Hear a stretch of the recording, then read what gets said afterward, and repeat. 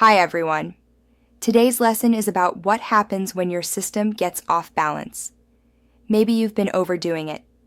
Too many workouts, not enough rest. Or maybe you've been still too long, feeling tired, stiff, or unmotivated. Either way, your rhythm is off, and it's time to reset.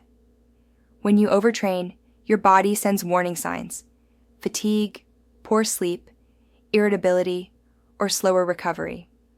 When you undertrain, your energy drops, focus fades, and motivation disappears. Both ends of the spectrum lead to the same place: imbalance. The solution isn't guilt or quitting, it's adjustment. For high output weeks, schedule recovery days, yoga, stretching, or nature walks. For low energy weeks, restart gently, walk, breathe, move just enough to get your heart rate up again.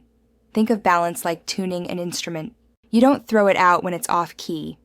You make small, precise adjustments until it's in harmony again. Movement and rest work together. Protect both, and your focus, clarity, and confidence return faster than you think.